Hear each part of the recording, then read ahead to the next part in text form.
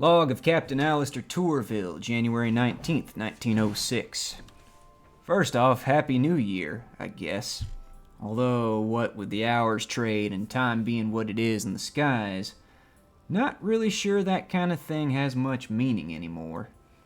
I didn't ride on it last time, but my aunt is now aboard. At first, I honestly wasn't sure how to feel about it.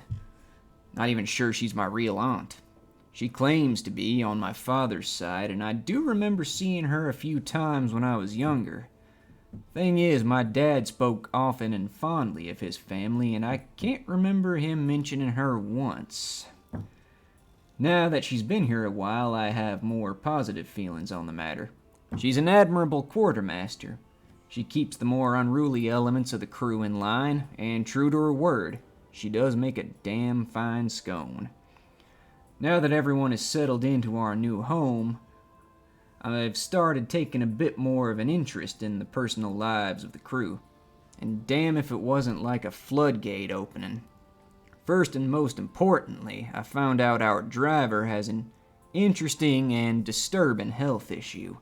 Some sort of fungal infection in the brain called verdancy, apparently. Long story short, it means the driver isn't always in the driver's seat, so to speak. After that, our signalman wants to visit an old friend in London, which is fine by me if we're there. He says she, whoever she is, won't remember him. I'm really not sure why he wants to bother. Then there's our navigator who wants to visit his late friend's family to ask permission to visit his grave. Not sure what that's all about. In his boots, I'd just go to the grave and be done with it. Then there's the princess, who wants to go to Perdurance for some damn inscrutable reason. Also, I was right. She is really royalty. Queen Victoria's daughter, of all things. I'm either insanely lucky or outright cursed to wind up with someone like her aboard. I already said I don't believe in the former, so it must be the latter. I have no goddamn idea how to even begin dealing with this sort of situation. Anyway, we're back in Albion now. I'm hoping to drum up some business here. Get ourselves the coin we need to further upgrade the Fearless. Also planning to hopefully tackle the business of the driver's verdancy. Can't have something like that affecting the one who's responsible for steering the ship, after all. Thinking recently on my time serving under Captain Schaefer aboard the I Race to Seek the Living really put some stuff into perspective. Mainly how far I've come as a person. Hard to believe that I started out as a low-rank infantryman in the army. I went on from that to drunken, suicidal derelict, then I moved on to be a search and rescue worker, a thief who helped Captain Whitlock rob the Blue Kingdom, and on up to becoming captain of one of the largest, and if I have my way, most dangerous ships to ever sail the skies. I'm actually a little proud of myself. One final thing. Been having strange dreams lately. They seem to coincide with the fact that I'm leaking? Been finding weird stains around my cabin, and not the fun kind neither. Also had a strange metallic taste at the back of my mouth. I tried to keep this to myself, what with the crew being so happy aboard their new home. No reason to dampen the mood aboard. Of course, my aunt caught on right away. Sent me to the ship's doctor, a right kind young woman named Jen. The D is silent, apparently. She couldn't find anything wrong with me. Could be some form of post-traumatic stress finally biting me in the ass. Could be the skies have finally driven me insane. Or could be something no one has ever seen before. I'll have to keep a close eye on this. Welcome, one and all, back to Sunless Skies. And before we even begin, a friend of mine asked me a very interesting question. What does Captain Alistair Tourville actually look like? Like I said, interesting question. You can see down there in the bottom right corner the silhouette that I made at the beginning of, the very first episode of this series. And honestly, for this kind of game, a silhouette portrait is actually fucking perfect in my opinion. I find that the less you actually know about the character you're creating, the easier it is to step into their shoes. But I know that's not good enough for some people. So, looking at it, like, what can we actually tell about Captain Alistair Tourville? He's got kind of long hair, he wears glasses, and he is still apparently wearing the old military uniform.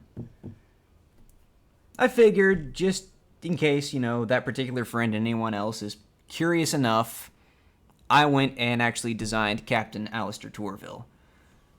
I scoured the internet. I say scoured. I spent 2 whopping hours looking on Google to try and find like a custom character creator / generator, and boy, there are a lot out there. Some of them are way too fucking complicated, and some of them you have to have like a membership to whatever site it happens to be hosted on in order to even use it at all. So the one I eventually settled on was the League of Legends avatar creator, which you can find by going to Google and typing in League of Legends avatar creator. I'll try to remember to link it in the description of the video. I probably won't. It's been a hell of a day.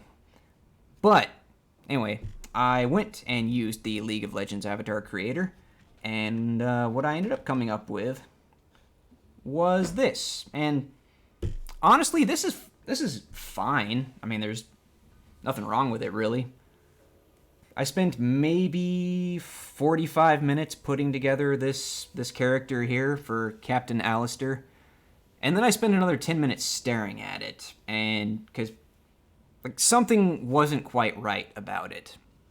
Eventually, I finally figured out what it was. He is way too freaking put together in this picture. Like, this particular portrait would be Captain Alistair if, I don't know, someone caught a snapshot of him as he was, going to or from some kind of military function.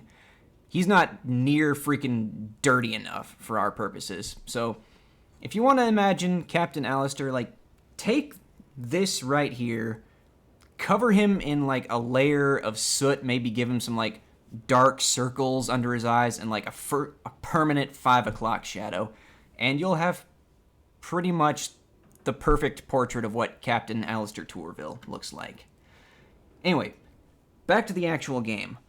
What the hell are we doing here? First, we're gonna, before we even leave port, we're gonna go and talk to, I think it was the signalman and the navigator who had things they wanted to do in London, so that's what we're gonna do.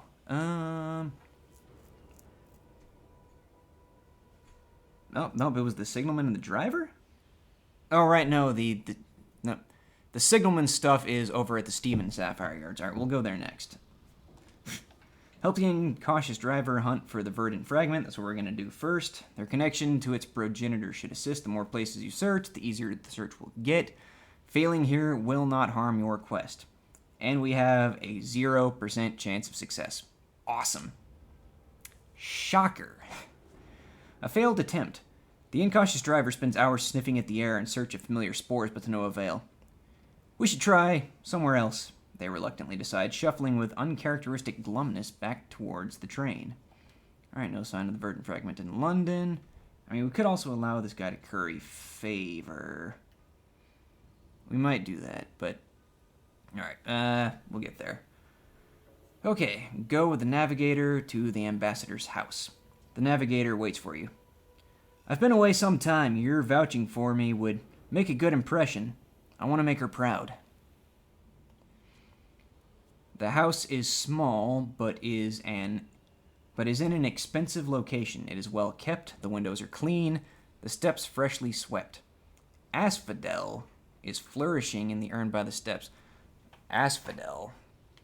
I'm assuming, given the context, that that's some kind of flower. I also feel like it was used in a religious context? Maybe? Asphodel.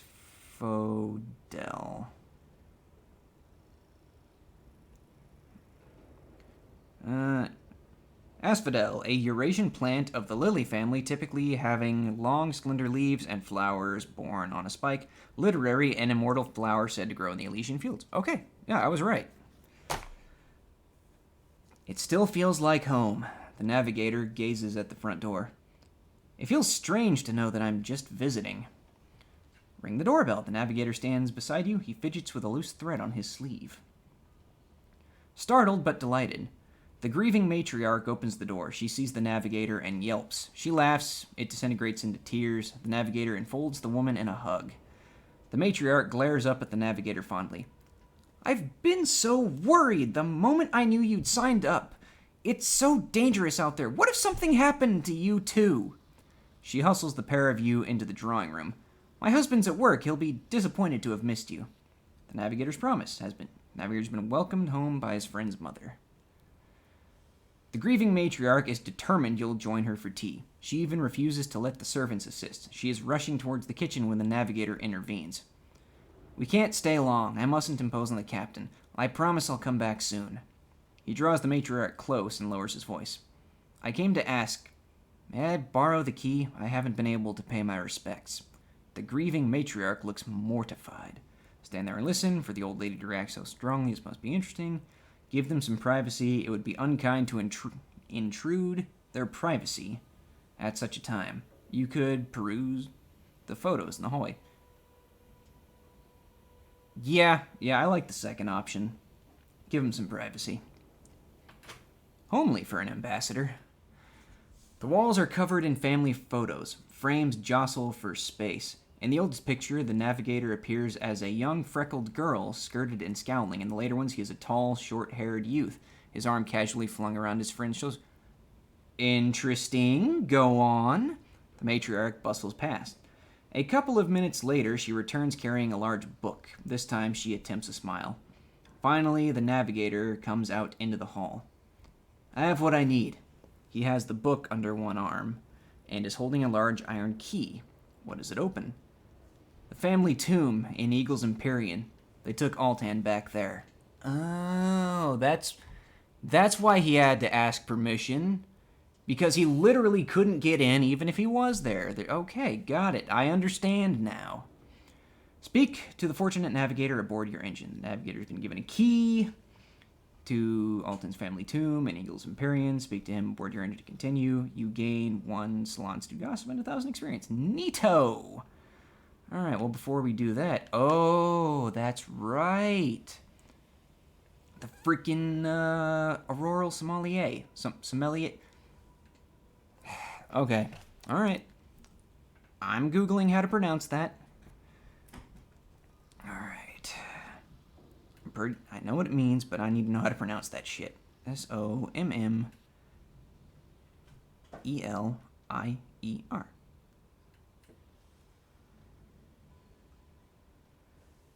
That doesn't freaking help me much, Google. So, one entry says sommelier, or sommelier, but the other pronunciation is sommelier. I'm gonna go with sommelier. Sommelier. All right. Hunt for the shop that the Auroral Sommelier mentioned. It must be here somewhere. There! You find the establishment between the roofs of 2 collapsed houses. Under their steepled walls, it bulges like a tumor. Gross. You enter. The floorboards sigh in warning under your feet. The tiling, Jesus Christ. Like I said, it's been a day. The tiling ripples underfoot like the back of an animal. Inside, there are aisles as thin as capillaries and shelves called in thick black fabric. There is no one here. A dusty bronze bell rests atop the equally dusty counter. Call for service. You ring the bell. Service. The sound is sharp and silver in the murk. For a time, there is nothing. No indication of life in the store until... Is that... I think that's the portrait of a collector. Okay. Alright. One of the... Yeah, okay. One of the masters of the bar. That is a collector. Alright. I need a good collector voice. I need to hydrate before I give a good collector's voice. So everyone hydrate. Hello, Spicy.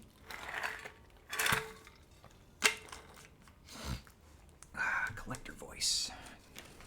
Not collector. Jesus Christ, I'm thinking Mass Effect. Curator. That's a curator. Spicy Ranch. You gonna get on the mic? You gonna get on the mic, Spicy Ranch? No? Okay. All right. I'm clearing the way for you to leap to your little bed. Yes, take your co-host seat. There you go. What are you? Why have you come? If you are a customer, I have nothing right now. Nothing I want to sell. Comes a voice from the clutter. A body soon follows the voice. Peeling from the gloom, it elongates, stretching upwards, spreading into a flare of burgundy fabric. Under its hood, an unmistakably chiropteran visage. Its eyes dark and curious. This is one of the masters of the bazaar. Though pronounced adversaries of the Empire, one of them still stands here before you, imperious, impossible, and maybe slightly afraid? Yeah, okay. The red-clad master glares at you from behind its counter. Ask about the Hesperidian cider. You repeat the auroral sommelier's comments with gusto. Your words have struck a nerve. Gone. What he wants is gone. No, not gone, but almost gone. Little more than a sweet swallow, and that isn't enough to do anything. Movement in the chthonic murk. I played Hades. I know what chthonic refers to. Nice. Filled with carnivore purpose. You smell animal musk and hoarfrost on a rose petal, and fruit both astringent and sweet. Gone, but I could make more. I was Mr. Apples once.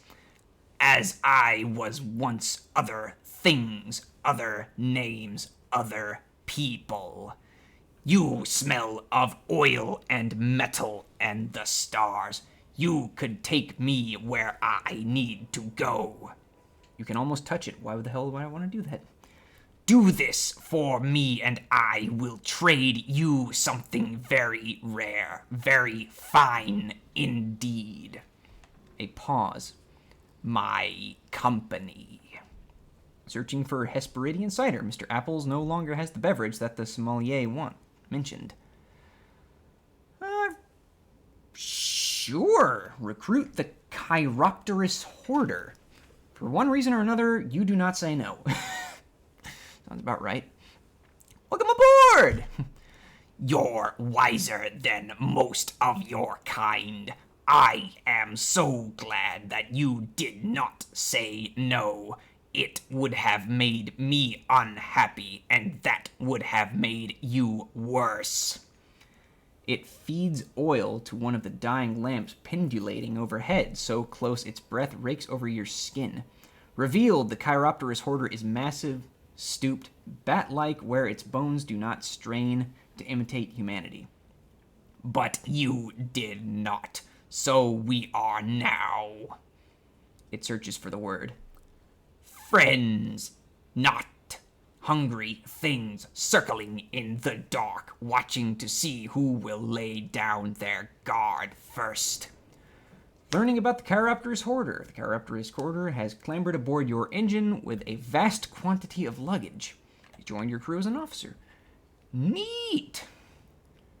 So this was where, this guy wanted to go. The fatalistic signalman, looking up an old friend. The only address the signalman has for his friend is Shed 4 at the yards. Wonderful. He will only reveal her first name, Charlotte. Unfortunately, Shed 4 is off limits, ringed with a wire fence and under the guard of a pinched watchman and his barely tamed hounds. Trade an otherworldly artifact for access to the shed. The watchman is a hoarder with a morbid curiosity about the indigenous occupants of the high wilderness. Fuck it, I can trade an otherworldly artifact. Onto the pile. The watchman coos at your gift and adds it to the incomprehensible jumble of objects crowding his shelves. It goes between a roll of crackling parchment, which he claims originated in the library of the Scribe Spinsters, and a rubbery skull. He waves you through, and the grumbling dogs watch petulantly as you sidle past. Shed 4 is a huge storehouse. Beams of solemn starlight slant from grubby windows in the roof. The hulks of old locomotives rest there. I get where this is going. From battered tugs to fat old liners once packed with immigrating Londoners. The signalman heads off between the wrecks. All right. The signalman stops before a stately old wreck with flaking navy blue paint. This is her. None worked harder on the Isambard line than she did. You look at the nameplate, the Charlotte Guest. Ah, look how they've left her, he says gloomily. That's not right. You tidy up, you put things in order, you turn the lights off and close up before you go. She deserved better than this. Leave the shed for now. You have no business to attend to here. Alright.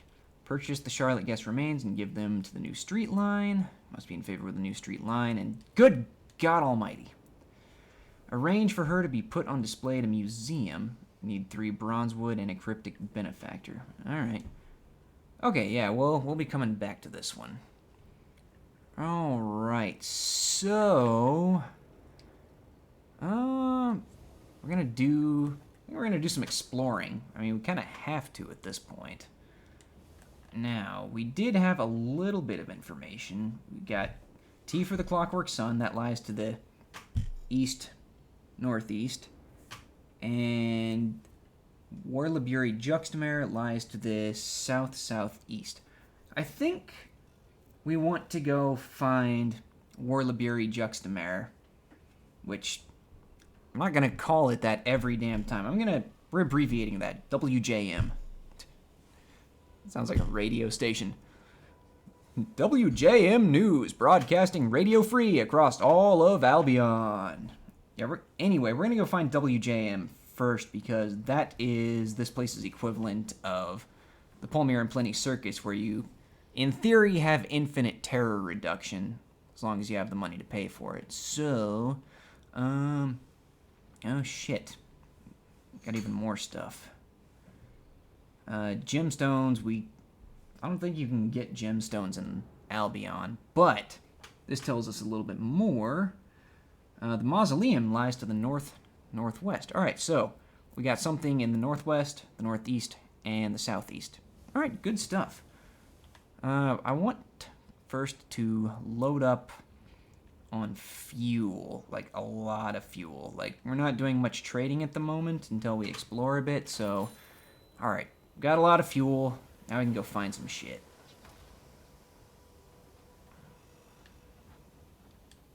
Alright.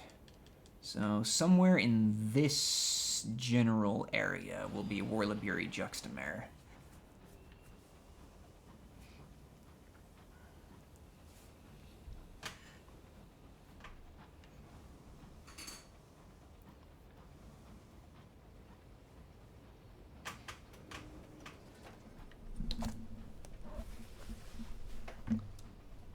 I think Spicy Ranch is onto my tricks. Yes, that is my shirt. Can you let go, please? Thank you. Look, if you're gonna be getting all up in my grill like that, Spicy Ranch, you're gonna have to say something nice into the microphone. Just saying.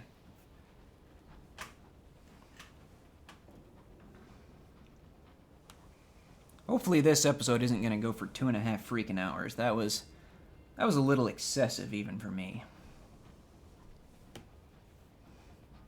I'm definitely going to try to cut them down shorter. Probably have to cut them down shorter anyway once the family gets back from vacation, because then my time to record is going to be much more limited. So not only will the episodes be shorter, but there's a good chance the uploads will also be a bit more sporadic in the coming days.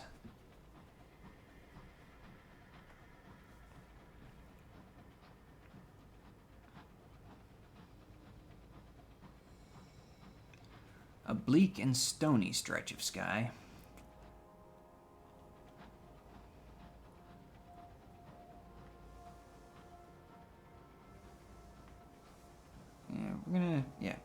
head this way. Apparently not. Apparently we're heading this way.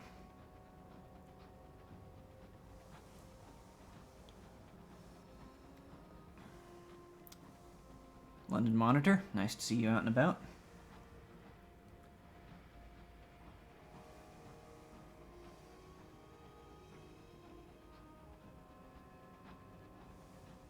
The wind is restless.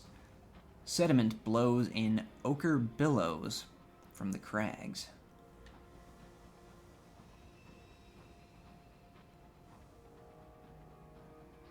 This place seems vaguely familiar to me. I get the sense that there's something around here, but I can't remember what it was.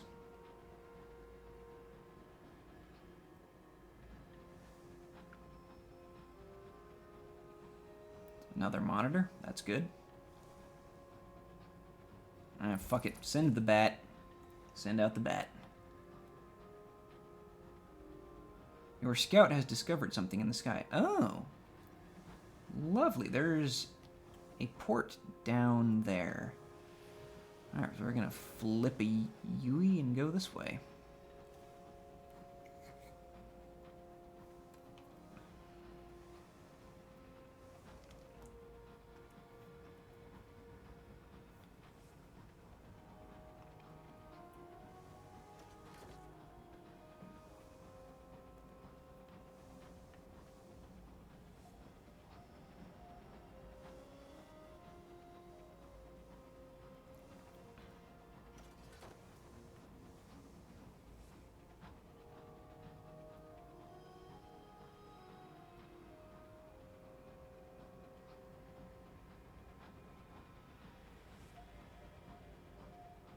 Oh, that...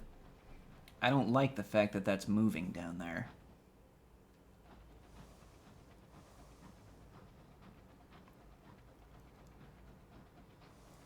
Oh god, now there's more of them. Yeah, I see it's just a tree branch, but it's really creepy. Because there wasn't a lot of moving things in the background layers of the last area. Alright, there's gotta be some freaking way to get to this place.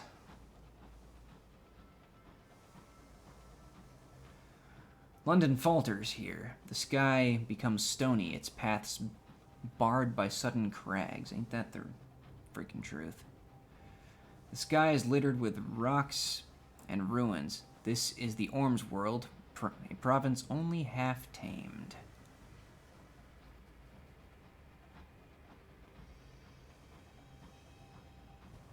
Ooh.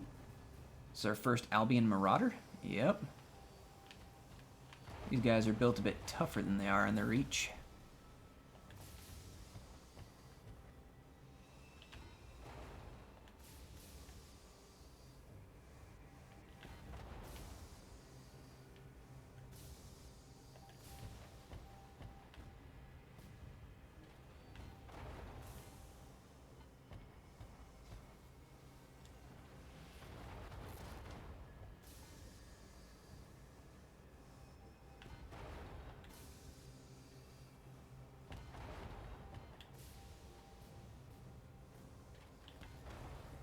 Nice.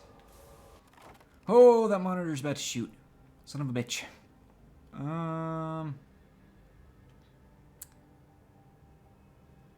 Yeah, raid the safe. Oh, thank God. I know that wouldn't have killed me. I just have a lot of bad memories about that exact kind of thing happening on my console playthrough.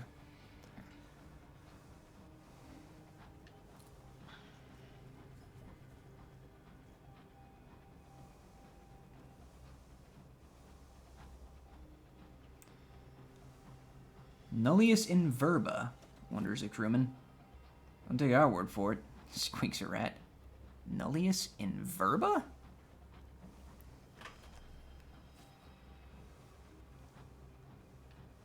Oh, the Royal Society, that's right. That place is out here in the fucking middle of nowhere. Alright. Let's dock, and I'm gonna Google what the hell Nullius in verba was. Nullius in verba.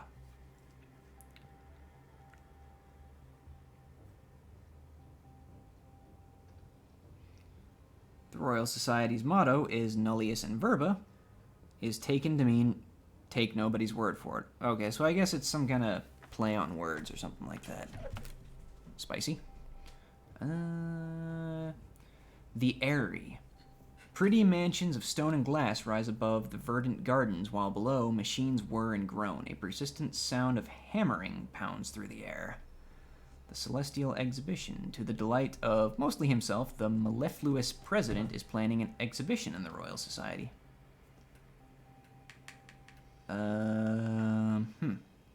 Okay. Yeah, he's happy to pay visiting captains for items of interest. Sure, whatever. We'll come back to that later. The Royal Society. The words Nullius in Verba are written across the stonework above the great bronzewood doors. Her renewed majesty has granted these grounds to the finest minds in Albion to work here. Their purview is to invent, to hypothesize, to discover, and, most crucially, to watch the stars. Introduce yourself at Airy House. The Royal Society welcomes careful captains. An offer of work. The mellifluous president greets you. He directs your attention to the new marble on the floors, to the cheerful portraits of distinguished Royal Society members lining the hallway, and finally to the very large portrait of himself in his plush library.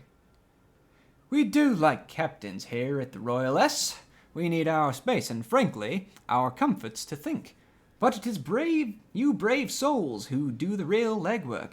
Extremely educational. If not, our gardens are extremely fine, as is our conversation, and the port. Do you mean port as in the thing I just docked at, or port as in the drink? It's a very important distinction. Write a port report, of course. Someone will be interested in what they're getting up to here. Latest developments. The Royal Society hums with activity. The preparations for a new wing of Airy House are in motion. The mellifluous president is convening another committee to continue the renovations of the gardens. The astronomers are excited about a star of burnished amber seen far to the east. The Rochester Club regrettably continues at high speeds. I think that's where the driver wanted to go to participate in races. Cool. Alright, what else do we got here? Yep, seen that. I'm not going to visit the president yet. Nell's Tower. The Royal Society's observatory is named for King Charles's canniest mistress. Nell's Tower is the jewel in the Society's crown. Arriving at Nell's Tower, a sign on the door in neat copperplate reads, Nell's Tower closed for the 13th annual Airy Dinner. Okay. There's a polite cough at your shoulder. Turning, you see a tall man with a beard like a nest of vipers. Huh. I don't even know what to make of that. The supercilious bursar introduces himself. I came to round up stragglers, but, as a captain, you are of rank sufficient to attend the dinner, if you wish to attend. Attend the 13th annual Airy Dinner. There will be port, Captain. Means the drink. Lovely. The dinner is held in the mahogany and marble imperial dining room of Airy House. Every piece of the dinner service is mismatched, and both the furniture and the personages in the room are pleasantly rumpled. The supercilious bursar brings you to the high table where the 3 senior astronomers of Nell's Tower are holding court. You are introduced to the senatorial professor, the chair for the effulgent sciences, and the lecturer for imperial affairs as the first course is served. Dine on game pie. It is ample and succulent, its flesh lightly roasted. Guzzle the port. The Royal Society is renowned for the variety and depth of its cellars.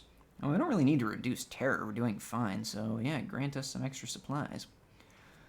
The meat is rich as the Burgundy Reach wines. The meat is rich as the Burgundy Reach wines popular in the salons of London these days.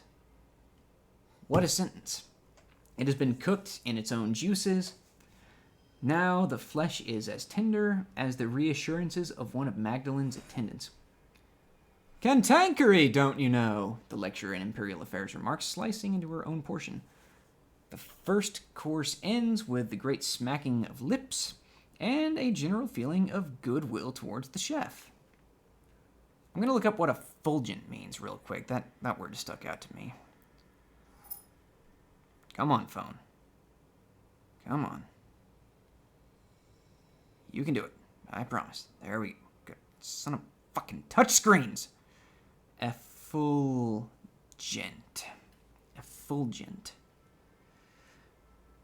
Adjective, literary, shining brightly, radiant, of a person or their expression emanating joy of goodness. Standing there was my father with the most effulgent smile. So, bright and positive, essentially. Okay. Bright and positive. All right. The supercilious bursar passes the dish of buttered potatoes with an oily smile. The conversation continues, lubricated by Herculean quantities of port. Buttered potatoes, roast squirmings, I don't like that, and sauté Iberian mushrooms are devoured in between rhetorical thrusts. Talk to the lecturer in Imperial Affairs. She is rationing her port with water and visibly holding her tongue. Talk to the chair for the effulgent scientist. Her eyes are wild. She has savaged the potatoes. Her conversation rambles, but her language is poetry. Talk to the senatorial professor. He affords sly smiles from under his blindfold between slurpings of mushrooms. He appears to enjoy playing the devil's advocate. I'm going to talk to the chair for the effulgent sciences. A scattering of discourse. She interrupts you repeatedly to make this point or that. At first, these feel like random interjections, but by the end, she is refuting points you made at the start of the course and anticipating your jokes with wild-eyed delight. I have always been in love with the heavens, is all the biography you get from her, however. The second course ends with the lecturer in Imperial Affairs telling a rather ribald joke and a hearty toast to the continued health of all present. Sherbet produced in London sweet shops, sponge cake from the Admiral Nelson on Port Prosper, clotted cream, and actual strawberries grown in the gardens. More port. The conversation grows looser, the story is more risque. The supercilious bursar leans in conspiratorially. I arrange these dinners to promote unity, you understand. And of course, for the good memory of our previous president, who nobly argued for the introduction of the Society to the Wilderness, and convinced Her Majesty of our utility. He toasts the large portrait of Airy that dominates the room. Talk to the lecturer in Imperial Affairs. Her cheeks are flushed. Her glass has been refilled. Talk to the chair of effulgent sciences. She's drawing something on a napkin. Talk to the senatorial professor. He has produced brandy from somewhere. His port is shamefully neglected. Now I'm just curious. She's drawing something on a napkin. A question of precedent. Are those limbs? Rays? She smiles widely. Something I saw last time I was permitted to use our great telescope. Honestly, what's the point if we have to ask permission every time we move it? Did Isaac Newton need King Charles's permission to discover gravity? The third course comes to a close with the great groaning and heartfelt but false protestations that one couldn't possibly manage cheese and biscuits after all this. The supercilious bursar leans in as the plates are cleared away. Before we adjourn, there's the question of patronage to consider. All eyes are on you. What? A hush falls over the table. The three faces of the astronomers are turned to you. The supercilious bursar continues as though nothing has changed. Our telescope is operated only by the will of the government. We are not allowed to move the telescope without permission. A bold skyfarer such as yourself might obtain such permission. Or at least an official-looking document that could be conceivably construed as permission. This guy fucking gets it. Our astronomers would be very much interested in patronizing you. You bring them a permit and they can advance their researches. In exchange, they'll teach you what they know.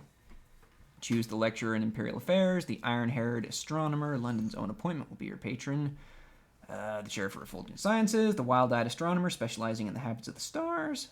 Blindfolded, cantankerous astronomer of old London. I'm going to go with the chair for effulgent sciences. I like her. An alarming scholar. She lets out a high laugh, wild as the shrieks of the bat-winged curators that ride the celestial winds. I'll show you such things, Captain. Come to the tower. Do, and make sure you have a permit. patron is the chair of effulgent sciences. Neat! The Rochester Club. A cozy country house bolted onto the side of the society's glass houses and overgrown lawns. This is the meeting place for the infamous Rochester Racing Club.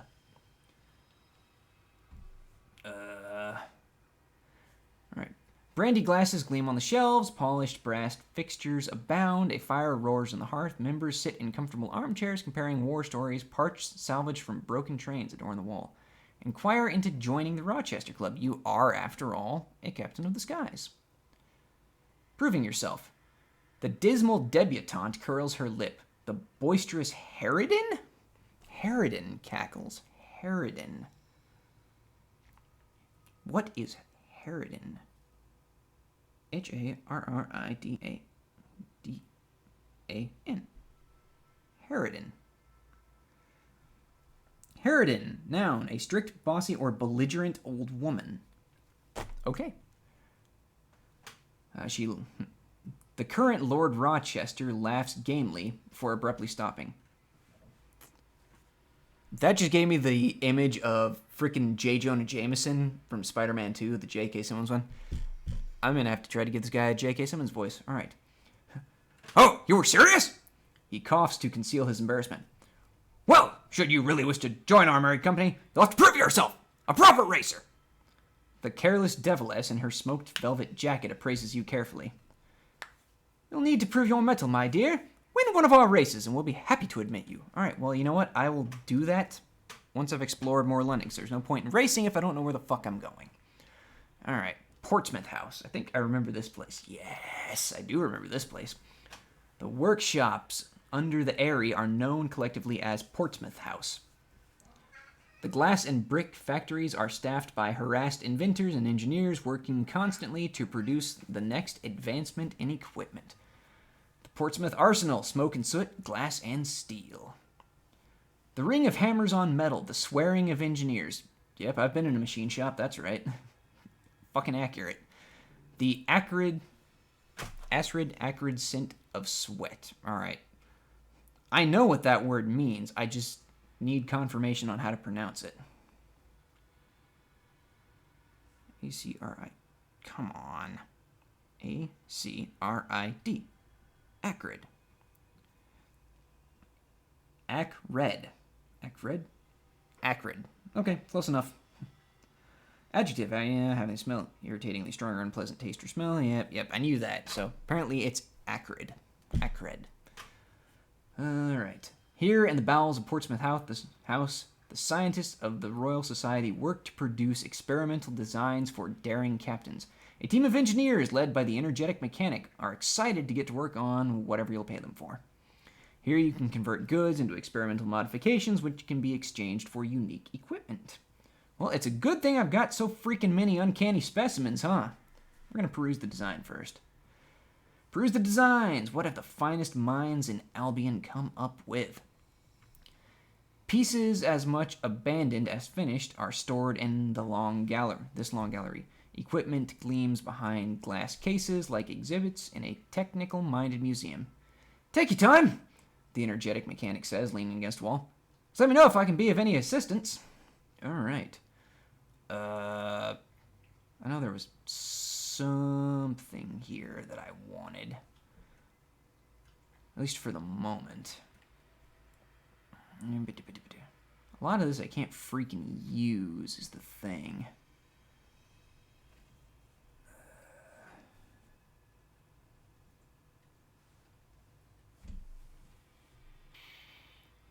I do kind of want... I know I can't get the Prospernia mining array. Wasn't there one that increased my hold and armor? Increases armor by 13 and quarters by 5. Armor by 8, quarters by 2. I mean, I could use the Rossetti cabins. But I don't think I really need to. Oh, here we go. The Mighty Pen Defensive Library System occupies your auxiliary slot, requires hearts of at least 25, which I'm pretty sure I have. Increases armor by 5 and hold by 4. That could be really good early in the game before I get some better armor shit. Damn it, I can't look at this crap without... Okay, I have to back out, do this. Okay. Now, I should be able to go back in and actually look at things. Alright, so the Rossetti cabin... Or not the Rossetti cabin, it's the defensive library system. Occupies the auxiliary slot, which is where my cargo holds currently are. So, I mean, yes, I would get better armor out of it. Or no, I'd get better hold. I'd get more hold out of it, but I'm pretty sure I would lose... No, I'd lose a bit of hold. Okay, damn it. Oh my god. These menus sometimes. Alright, so... These are currently supplying me with +5. Okay, so I wouldn't lose that much by getting 2 of these things. I would sacrifice 2 hold space, so that'd be bumping me down to 23. But I would be gaining armor in the process, which is really fucking nice. Alright, so we're going to contribute... How many of these do I have? 10. So, alright, yeah, we're going to dump all of our uncanny specimens here. I should probably actually read that. The Royal Society might appreciate them coming in bulk. They can always make use of one as control variable. The energetic mechanic smiles happily. A set! What fun! They gather your specimens and whisk them away. Albert! They call. It's time! Your specimens disappear through a reinforced set of doors. Oh dear. Yep, keep contributing. Alright, and then contribute an uncanny specimen. If anyone can find use for it, it'll be the engineers of the Royal S. How they'll use it is a question best left unspeculated on. Alright, the energetic mechanic picks up your uncanny specimen and gives it a thoughtful gaze. Yes, I think I have just the place for you, he says, giving the specimen a gentle rattle. Alright. I forgot to look at how much the defensive library system went for. I'm not giving you a searing enigma. Screw that noise. I will get rid of these otherworldly artifacts. I remember a few times having them on board resulted in some bad things. We're going to dump them as well. And how many of these do I have? 7? So I can dump those as well if I have to. Alright, let's peruse the design. See how much the defensive library system costs. Oh, okay. So I need 9. I have 14. So to get 2 of those would be 18. So I need 4 more. I can do that. I can fucking do that. Turn to the arsenal. 1, 2, 3, and 4. Alright, so we're going to get 2 defensive library systems. Mighty Pen defensive library systems, yes. And 1 more. Fucking sick. And while we're here, I did have a few more conversations I could have with this guy. Ask the engineer, or the energetic mechanic, about their suit. They clink about the arsenal in an old diving suit. It has pistons and chains that whir when the mechanic needs reinforcement. It's clearly no longer used for deep-sea diving. Fair. A lifetime's work. The energetic mechanic gives you a delighted smile. So glad you asked. Yes, I did repurpose it. Did all the work myself. It keeps me warm in the cold and cool when things are a little too warm. Closer examination reveals tiny sigils of fire and ice scintillating across the diving suit's surface. For a moment, their tone is rueful. Cost me nearly everything to create. I wasn't sure it would be worth it. But the places I've been able to go to see. I can travel the waste where all the stars are dead, or explore the eye of the storm that speaks. Have fun with that, bro. I think there was one more thing here. Yeah, the workshops. Here the Society constructs specialist equipment to further the Society's explorations, London's armaments, and the occasional Sky Captain's adventures. Talk to the engineers. Perhaps they'd be willing to furnish your locomotive with advanced equipment. The senior engineer marches across the smoggy workshop floor to meet you. Well, she barks. Sorry, I mean, hello. We're frightfully busy. We're examining the effects of vitrification on Murgatroyd's tea. We've just had a breakthrough. There's a gentle explosion behind her, followed by the tinkle of shattering glass. Sorry, Mustache, do visit the arsenal if you're looking for something special. At the Portsmouth Arsenal, you can trade cargo items for unique... Yeah, okay. Visit the inscribed Tinkerer, the most famous or notorious engineer associated with the Royal Society. We are going to get along famously. The inscribed Tinkerer likes her workbench tidy and her tea as strong as the devil's opinions. I'm going to find a way to work that into day-to-day life somehow.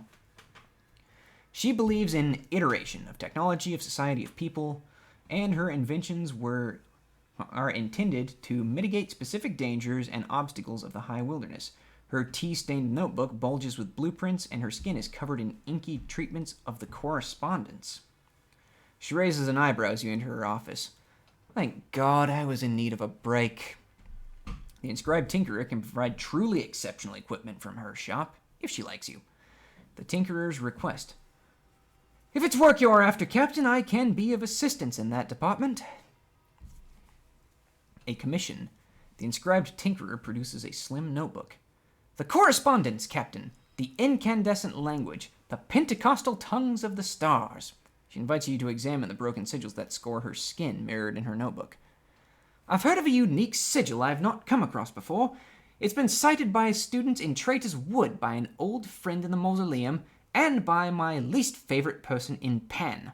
As a captain, you could get to those places and confirm the sightings. I'd give you access to a few of my unique designs should you wish to help. Inscriptions in the sky. Find an example of the correspondence in the Traitor's Wood, the Most Serene Mausoleum, or Pan. Well, the Most Serene Mausoleum is here in Albion, so that will be probably the one we'll go for. Shops, bazaar, nothing in the bargain bin. You can buy munitions here. Good to know. Oh, shit. Before I leave, I should equip my new stuff. Nice. I like it. Lost a bit of hold, but gained a good bit of health. I am fine with that trade. All right.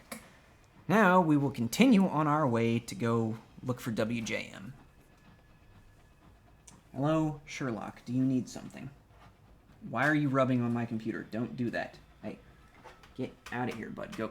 You literally have everything else in the entire fucking house to rub on. You don't need to rub on my computer.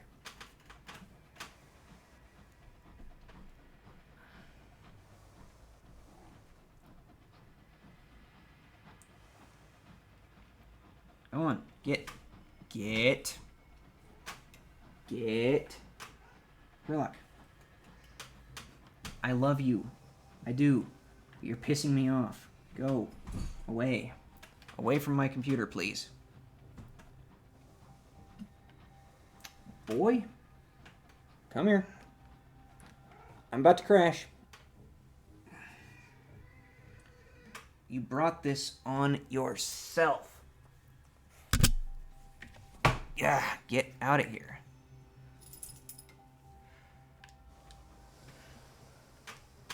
Whew. My cat almost caused us to crash. You're an asshole. You're probably the one who riles up all the other cats at this hour of night, don't you?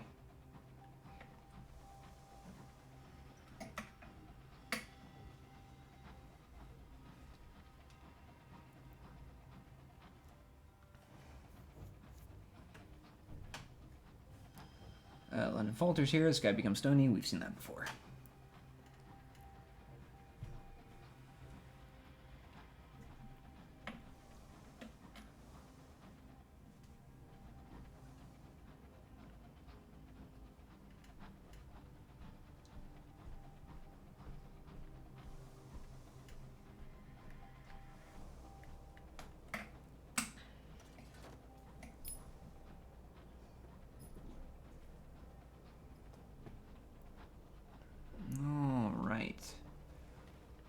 Ooh.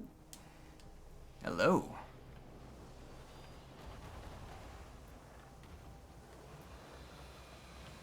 Oh god, I don't want to be stuck in front of him.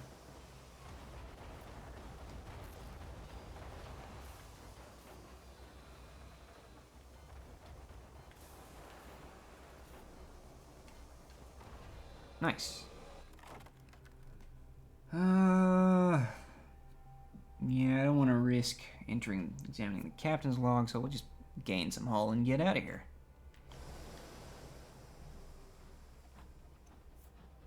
Send out the bat.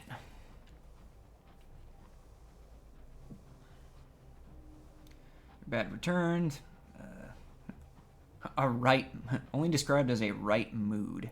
Hey.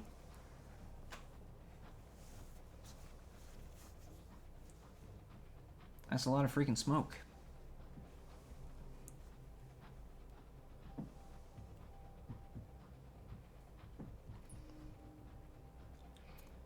The aunt scowls. I always thought the mists here were overrated. Attractive, but nothing else. Whatever you say, auntie. Warliburi Juxtamare. Alright, a new port, Captain! Your crew crowd the windows.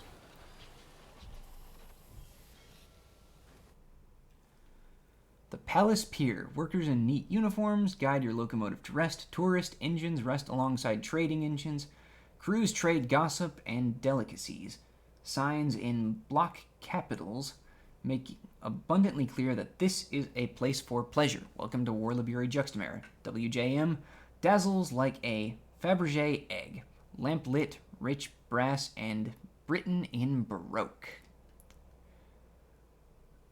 In the distance, carnival music mixes with faint cheering. A queue twists and snarls along the docks. Visitors are not allowed to just stroll into the port. They must be admitted.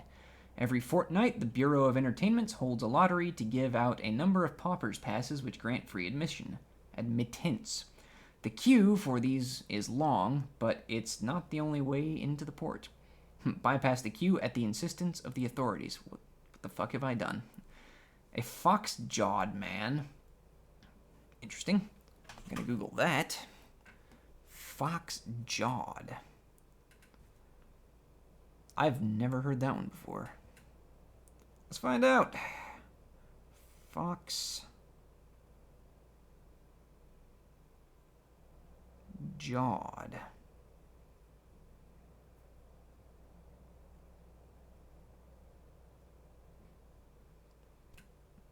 I see nothing upon Google.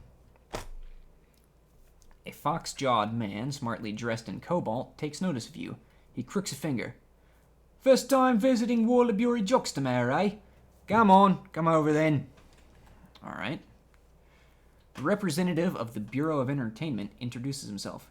We're a department of the Ministry of Public Decency, but we're entirely autonomous. We run this port for the benefit of weary travelers. He leads you past a queue that doesn't even bother to grumble. Yes, I know, queue jumping is terribly uncouth, but would you really rather be mingling with the proletariat when you could be enjoying our port? And I'm sure once you've seen what we have to offer, you'll need to come back again. He leads you to a fitting station. Everybody goes through this as a dress code. The Bureau of Entertainments wishes to encourage industrious captains to patronize the port. To this end, on a captain's first visit, they are allowed in both without charge and without having to queue. Lovely. The courtier is exquisitely attired. Burgundy tailcoat, cravat, brocaded vest in iron and ink. Breeches, boots, and a smile like a shark. Periodically, he checks a brass pocket watch, while his grin lengthens and diminishes in turns. He is here to supervise the attire of new visitors in the port. In Warliburi, everybody dresses up in the heady styles of 50 years ago. The Bureau of Entertainment provides suitable attire for all visitors. What article of clothing are you going to base your choice of outfit around? Your choice of outfit has no impact on the port. It's merely an outlet for your whimsy. Receive an explanation. The courtier flicks a glance at you. I'm sure you know the spiel, but I'm obliged to repeat it. I don't know the spiel. In a droll voice, the courtier, who could be anywhere between 70 and 39, explains, Warliburi Juxtamare is the perfect holiday destination, enhanced by visitor adherence to the dress code. Do not fear, it is all to enhance the experience you have while with us. In addition, and as a reassurance about the stringless nature of our generosity, I should inform you the mists are corrosive and will eat through your regular garments. We provide access to a full wardrobe of coats, waistcoats, frock coats, dresses, dress shirts, breeches, boots, bustiers, and more to ensure your own remain intact. We love to see familiar faces. It wouldn't do to put you off. Now pick one item and I'll choose an outfit that suits it. A hat. What a dazzling cornucopia of grotesquely perfect millinery. Millinery. London would weep in envy. A dress? Dress shirt? Why not both? Awaiting your attention are armoires heavy with lace and leather, silk and cashmere, everything that had ever elicited the envy of another. A finely tailored coat, draped across an army of smiling porcelain mannequins, is an armament of coats in every size, all sumptuously designed, all perfect, just like you. Thank you. A skirt, or maybe a kilt, or bustle, or breeches. A glimmering sea of fabrics tooled to fit any waistline or hips line an enormous walk-in closet. Through the frills you see undergarments. Oh my. Fabulous footwear. All the finery on display, the footwear is possibly the most avant-garde, with fashions that border on ludicrous. Exciting. I'm going to go with a finely tailored coat. The courtier calls two women from a door you hadn't realized was there. They are tall, sinewy, and sepia-skinned, with the bluest eyes. As before, as always, my assistants will do everything they can for you, Captain. The women are efficient but impersonal, their attention bereft of interest.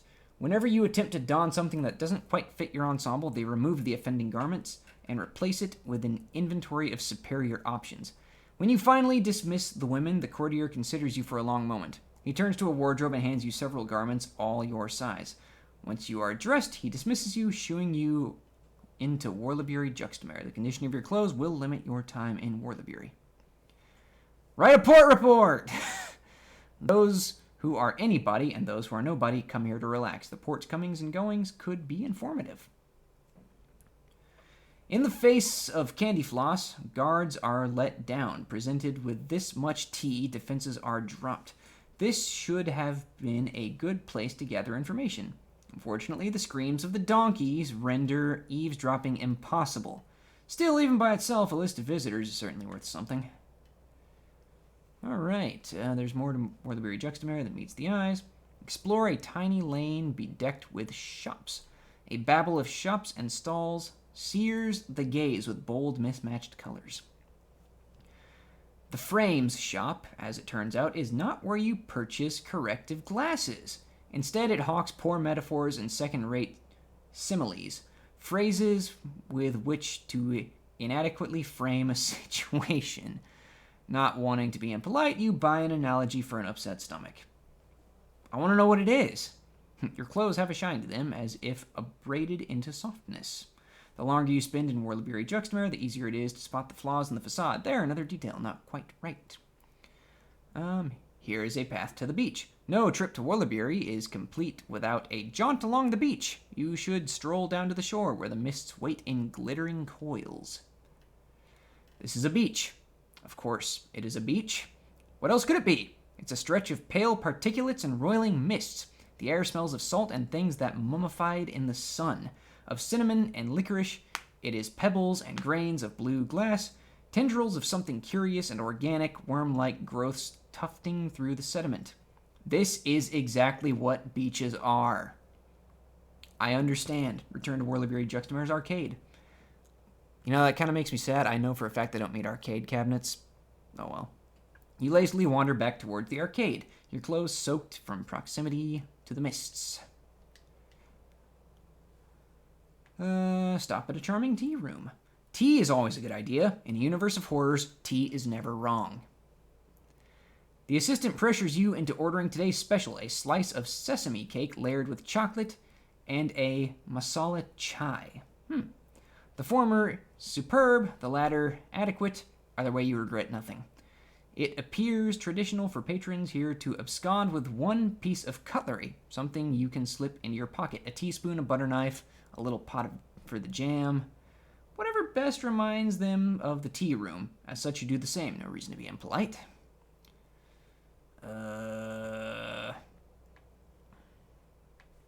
Oh, right. Help the incautious driver hunt for the verdant fragment. Their connection to the progenitor should assist. 30% chance of success, huh? Holy fuck, we did it. A taste on the wind. The driver sniffs the air for any hint of loose verdant spores dragged in by passing travelers. I can taste something. A fear, not death, but the loss of something important. The fragment doesn't want to return. It doesn't want to give up what it's become. They close their eyes, focusing. I can taste its design as well. Its host. Knew of a place called Horse Drop Deep, a desolate corner of the sky. It meant to hide there. The deep will be hard to find. When we're close, we'll need to use our scout. The deep lies to the east-northeast of London. Awesome. The driver knows where the fragment is. Lovely. I think we already did this one. Oh, an attractive individual. Vividly attired in poison colors, draws your attention to a stall. Bespoke jewelry. His cohorts share identical smiles and eyebrows. As one, they gesture at the available materials. Bits of tinsel, chewed up bubblegum, bent pennies, bird bones, and strands of hair in every hue. Okay. Fuck it. Let's do another one. How many of these we got left? 2? Yeah. See if we can find a different one. A woman calls you over to a stall selling toffee something. They're a little too large to be apples. She assures you with a broad smile of course they're apples. Maybe you haven't seen one recently and can't recall how they look. Some of the toffee has fingerprints in it. Still, that child bedecked in frills seems to be eating something without suffering any obvious harm. Okay. I'm not going to spend money on a donkey ride. I'm not going to consider the strangeness of the lanes. That's something I think I'm going to save for later on the off chance that it ruins my ability to get terror reduction here. So we're going to stop at a charming tea room. It appears to be the same as last time. Alright. Leave swiftly. Cold frissions down your spine, dragging your attention southwards. Oh dear, your clothes are in tatters. Alright. Your beautiful garments are nothing but rags now. Well-dressed onlookers gawk and giggle, whisper and point. You look bedraggled and shabby, and worst of all, unfashionable. For shame. I've exhausted the opportunities for now. Right. Anything in the bargain bin? Carefully packed munitions. Cool. Alright. Yeah. Where to next, I wonder? Let me check how long we've been going for. How long we been going for? Been going for an hour now? Alright. I think we'll cut on through here. Get a bit more exploring done around here, and then bounce on up back to London. The lanes!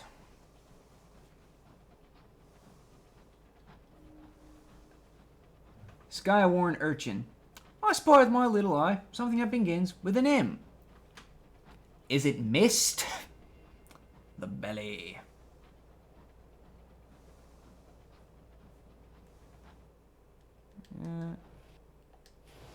Whoops, that's not what I want to do. I wanted to zoom. Yeah, zoom a bit more. There we go.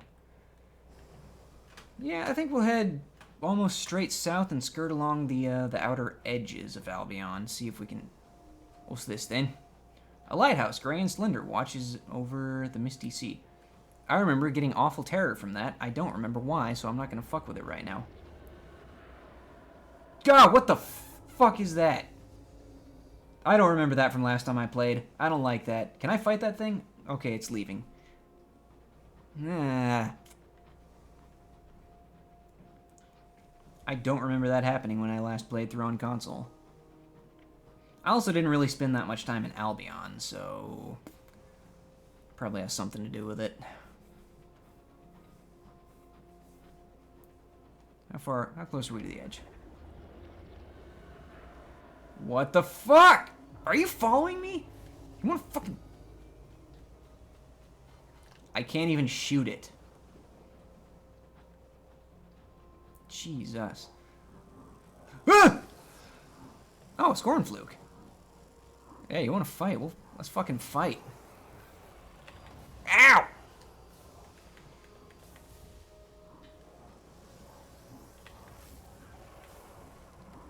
I'll kill you right in front of your big brother or whatever the hell that thing was. You're a dick. Aha.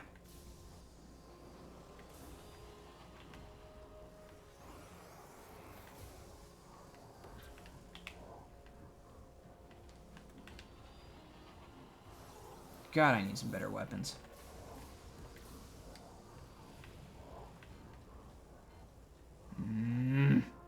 Alright.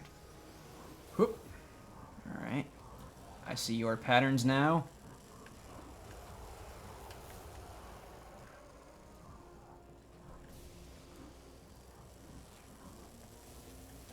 Oh. Oh, that didn't hurt too bad. That's all I gotta worry about. Fuck it, I'll get point blank with you. Ah, shit.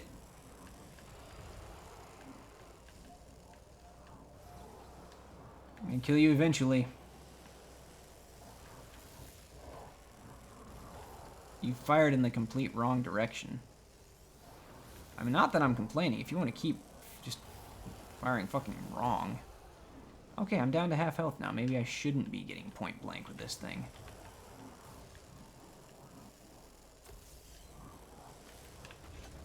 Woo! Alright. What do we got? A Scornfluke defeated. The gelatinous flesh spasms. Broken spines rattle. Its piping grows doleful. The fluke is dying. Create the wrath of heaven. As you look upon the spasming remains of the Scornfluke, you remember an idea that is seethed in your dreams of late. A contrivance, no. A weapon.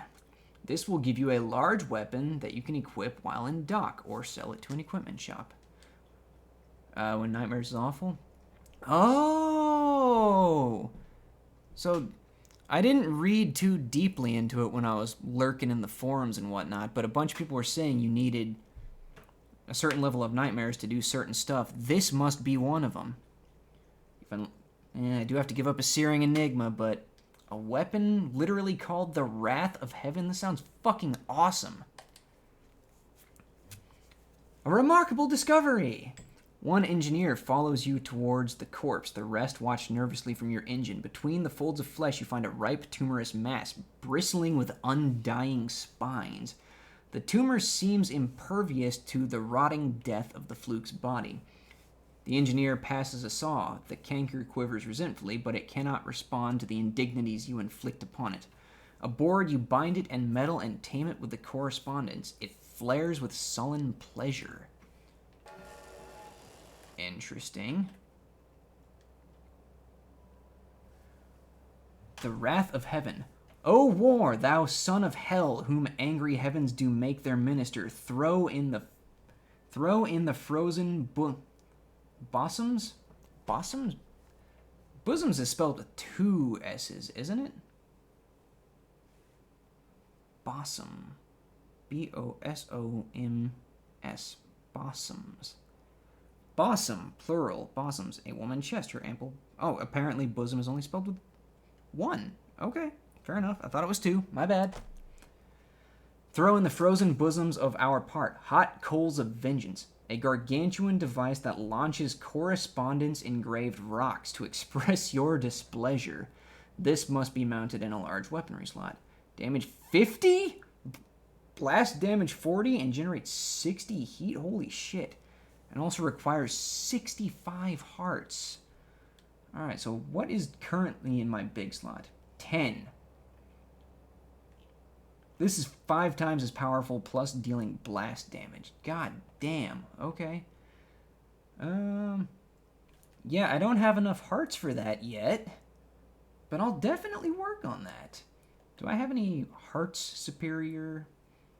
Yeah, if I spec my people for hearts, I think I can definitely... I'll figure this shit out.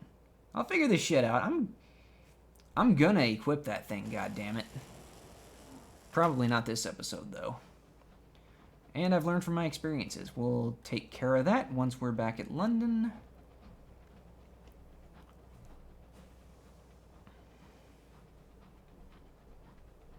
I should probably check them. Yeah, I'm real close to the edge of the zone now. Down to 4 barrels of fuel. Alright. I shall manage.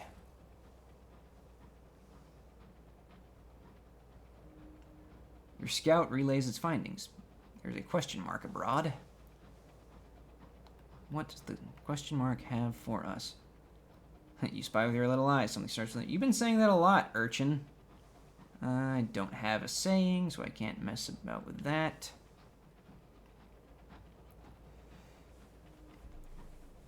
Forgotten factories, gently desolating.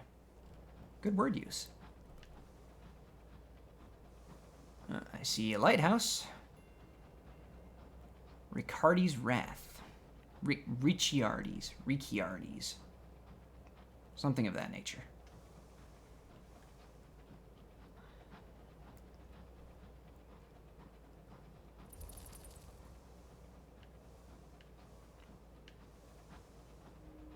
Report from your scout. It's found something. Oh, there's a port down there.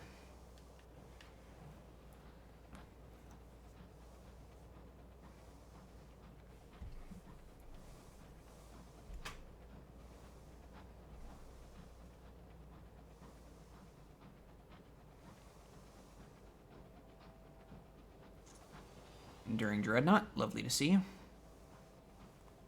Can I pass through here? I can. Okay. Cool. I'm also down to 3 barrels of fuel. I should probably, once I grab the report here, bounce straight back to London. Unless I can buy fuel here. Perdurance! New port captain! Hello! I think the princess wanted to come here. Yeah. Arriving at Perdurance. On approach, Perdurance looks like an opulent mansion caught partway through a genteel explosion. Each constituent set of rooms accounted for but separate and out of place. Each is connected in a rough circle by narrow, winding passages. The steep roofs are topped with shingled turrets and precarious towers. The elegantly disassembled country house perches on top of a soot-stained, windowless factory whose chimneys belch gouts of smoke and fire. Enter the parlor. The docks face a set of polished oak doors carved with a series of masked figures dancing the quadrille? Quadrille? Quadrille? Quadrille. The windows in the parlor are shuttered. Quadrille.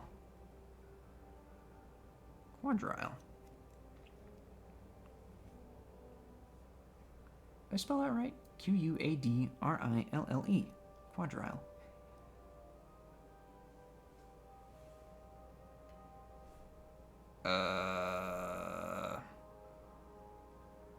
Quadrille dance. The quadrille is a dance that was fashionable in the late 18th and 19th century Europe and its colonies. The quadrille consists of a chain of 4 to 6 contradances. Laterally, the quadrille was frequently danced to a medley of opera melodies. Okay, now what the hell is contradance? Contradances.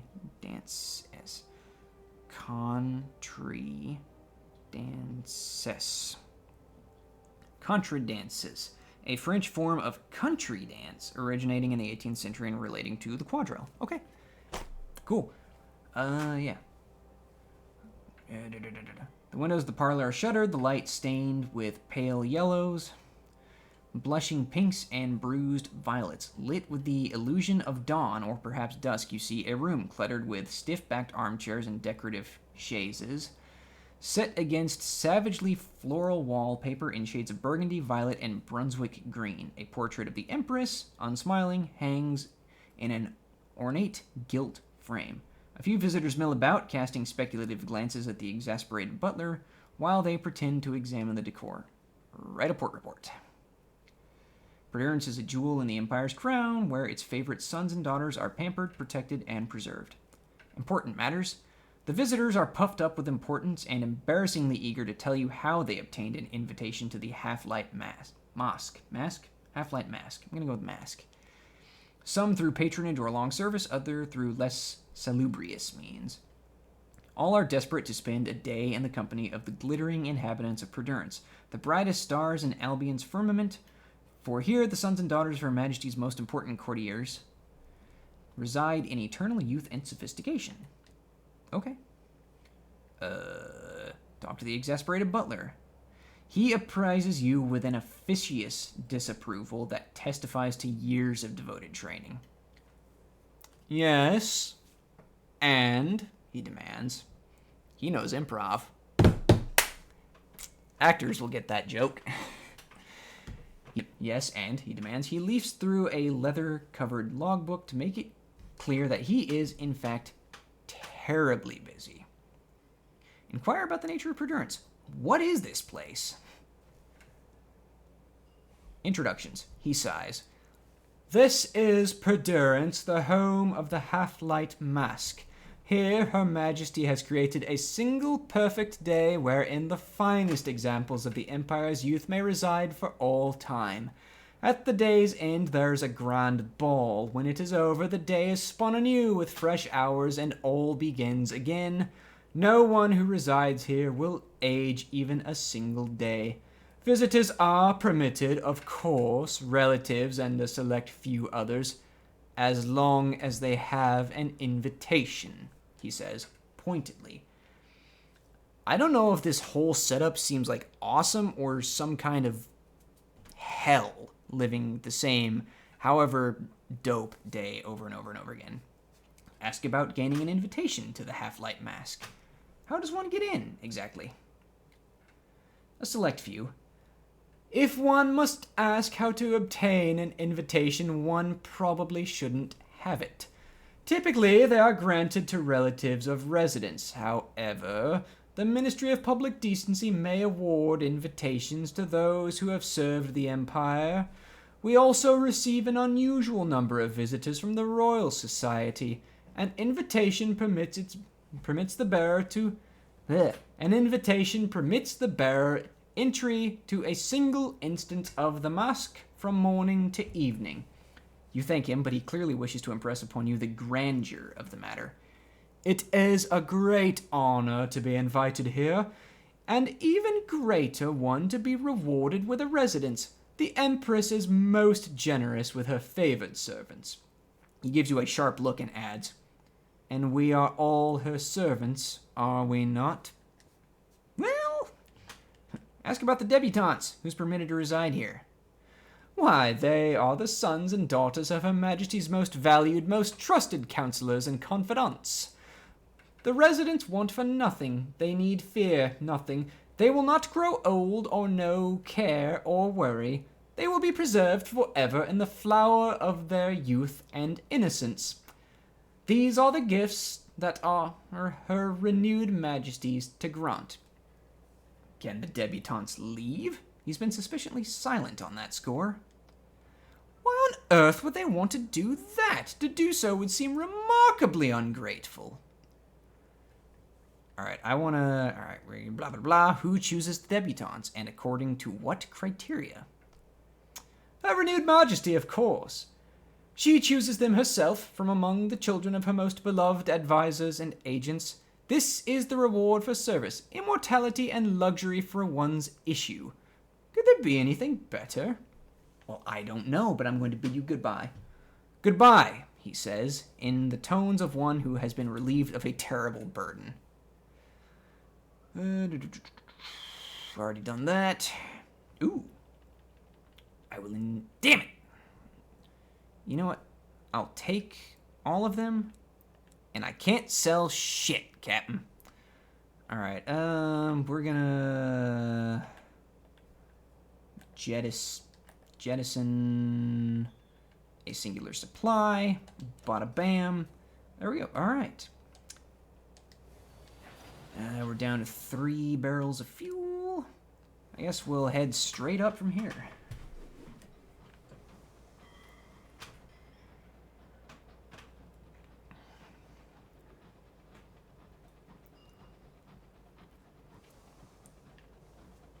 London Dreadnought, nice to see you.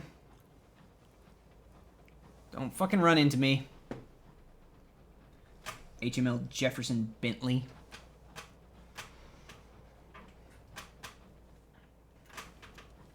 Alright, yep, straight on up. Sherlock. It is said that the slender denizens that what the fuck? What the fuck is happening? Old cold ruins stand here, the work of a conqueror. What the fuck? What is even happening right now? Skyhinge. Interesting. Skyhinge, you tether your engine to a circle of menhirs standing on a wide stone ledge. The tallest towers over you, the height of 3 men. You can brush the top of the smallest with your finger. The rocks are rough, weathered. Far beneath the plain, other vast stone plates turn remorselessly. Here, the megalithic monument is still, but the place feels a kilter. You stumble as if dizzy. Whisper a sky story to the tallest stone. It is said the stones are lonely. Fortune gives you a 50% chance of success. Okay. No, success. Bewildered, grateful. You lean your head against the cold rock and murmur a tale of adventure to a hollow in the stone. It doesn't take long. You pull back from the menhir. The air hangs still. Someone swears. A stranger staggers toward you from between 2 stones. Their clothes are outdated, the fashion several years old. They head toward you, but you are not the captain they expected. The new arrival is eager to board your locomotive. They'll take any role just to get away. Yay, we're at max crew. Fucking awesome. Leave. Let's get the fuck out of here. I do not know what the hell is even going on. Skyhinge, yay! I'll come back later, probably, with hours. See what fuck happens there. Strange.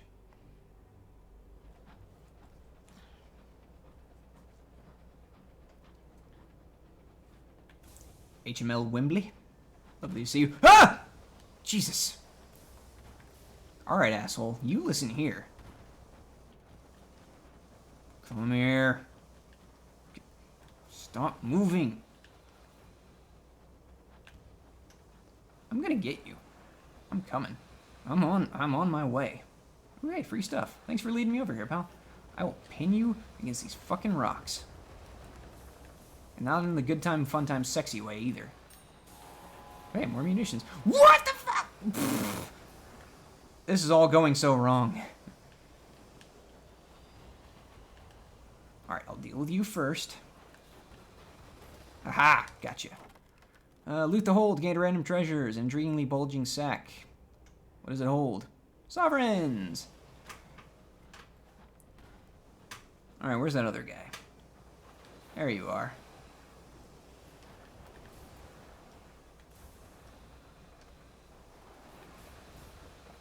Skyhinge is causing my frame rate to drop.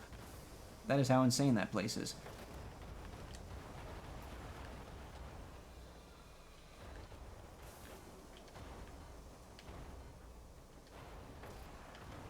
Gotcha. Gain hull. Alright. Are we almost home? We're halfway there. Whoa. Living on a prayer. You're welcome. Bon Jovi rocks on occasion. Hey, bud. You alright? You good? Okay, glad I can help. That's some big pistons right there. Stupid innuendos.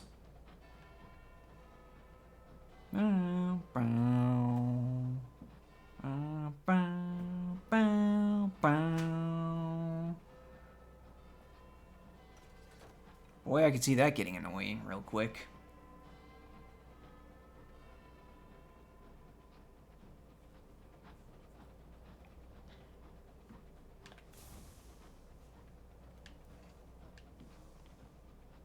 More free stuff. I could use the thing of fuel. I'm getting a little bit worried. Oh, come on.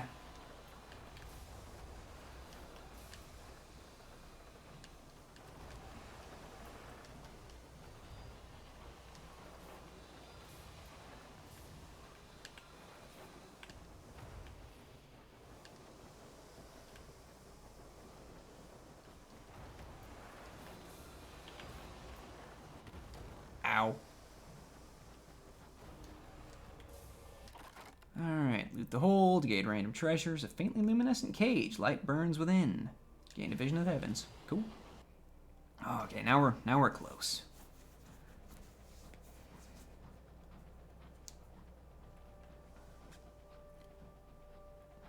Well, I guess start making plans already. Since I have the Wrath of Heaven now, I mean, granted, I need to actually get myself to be able to use it, but in light of the fact that we have a weapon literally called the Wrath of Heaven, I think our first new purchase for the Fearless, I think that's going to be an upgraded engine. Get us to move a little bit faster.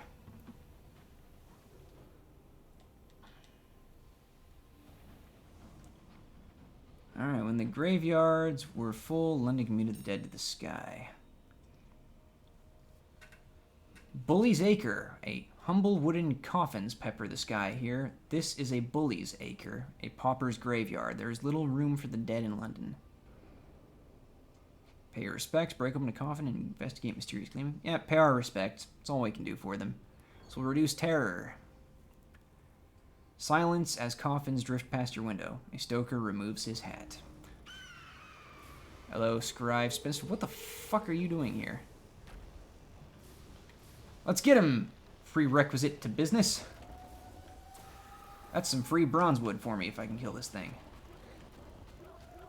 Oh god, I think I hit the engine. Oh god, I did hit the Londoner. I'm so fucking sorry. I was trying to help. I didn't mean it. Oh god, now he's shooting at me. Jesus, I'm fucking sorry, alright? I didn't expect a goddamn scribe spinster to appear out of a fucking graveyard. So no crewmen with axes. Alright, I guess we're gonna have to kill this guy. No witnesses. I hate the fact that you have a turret.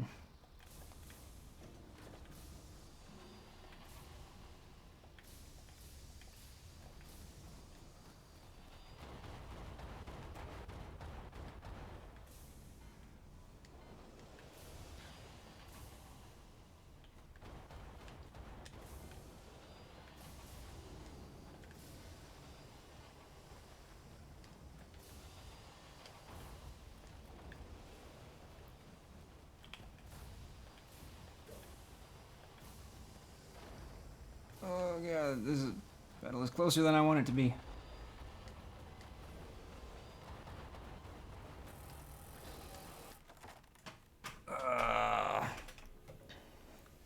The enduring dreadnought is defeated. The massive guns of the dreadnought have finally fallen silent. The Hulk hangs in the firmament like a shed spider skin in a web viewed from the vantage of the fly. Its sides are scored and open, its windows shattered, smoke billows from its blind eyes. London will not see what transpires here. Good. Raid the hold. The dreadnoughts are the bane of all smugglers. Surely they keep the best of their finds to themselves. After all, wouldn't you? What could it be? A faceted decanter. Light and shade play in the shivered surface of the glass. Ooh. The decanter is empty. Closer examination reveals it is merely cheap glass. But the cloth it rests upon, a sliver of exquisite fabric shrouded in shadow. It drinks light like a prisoner having his first cup of wine on freedom.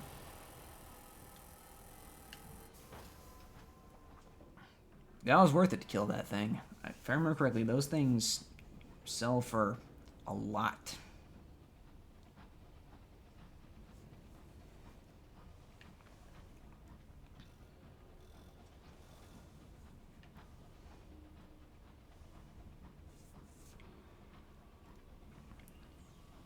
Shops line these lanes emblazoned with densely lettered signs. Dreadnoughts rumble through the London sky, watchful as sheepdogs. I totally didn't kill their friend. That didn't happen. Nobody can prove any different.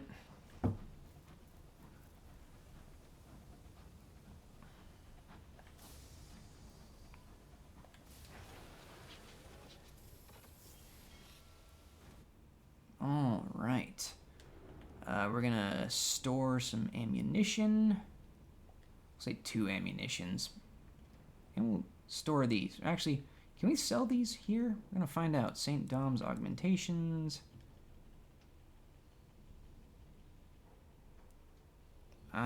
Does not look like I can sell my auxiliary cabinets. Alright, so those are also going in the bank then. If and when we get back to the Reach. And we're also going to put the Wrath of Heaven in the bank, because I can't use it yet. Spitalfield Markets, sell the selection of souls, the bronze wood, the rest of the carefully packed munitions, the roll of thirsty bombazine. Back up to our customary 3 and 3. Let's see if I can get a better engine with that. The Goneril. Nope, I can't afford the Goneril yet.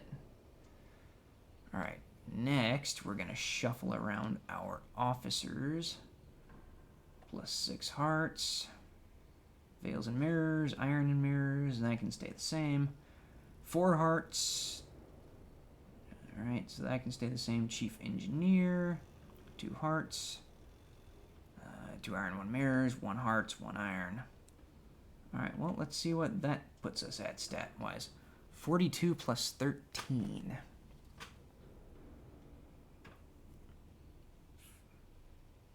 $55? That puts us at 55, I think.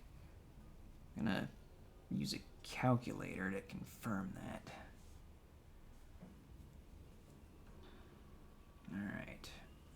42 plus 13 equals 55, which leaves us 10 shy. Alright, I don't think I could do anything else in London, so we're going to level up and then call it a day. Can you give me anything that increases my hearts? Alright, what do we got here? The blockade of New Winchester, below the stairs, an interlude in red and gold. A spell in prison. Alright, so the seance can increase our hearts and our mirrors. This increases veils and hearts. I'm trying not to metagame too much to pick something that wouldn't fit Alistair. But I think let's look at the options for a seance. London was obsessed with the occult. A flamboyant army of mediums claimed to be able to pierce the veil and commune with the dead. Your hands held those guests to either side, clammy in the dark. The medium's voice was raw and yearning. Why were you there? You were a plant. You used a concealed device to contribute eerie knocks and groans to the ambience. Everyone there wanted proof of the impossible. You merely obliged. That gives us mirrors and veils. You were a believer. The medium spoke and the dead answered. You got to speak one final time with someone who had passed. You needed it to be true. Ooh. Okay.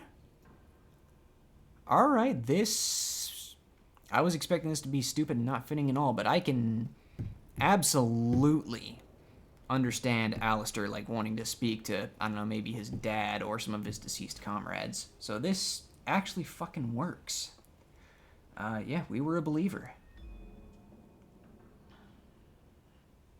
Alright, cool. Cool. Alright, yeah, we're gonna call this episode here. I actually got a little bit more done than I was expecting to, even though I was trying to keep it short. We got the freaking Wrath of Heaven. That makes me really fucking happy, and I honestly cannot wait to see what the thing can actually do when we have the stats to install it. So, yeah. Look forward to that next time. So, thank you for watching, listening. Do the YouTube dance, feed the algorithm, all that jazz. I will see you next episode. Have yourself a fine weekend.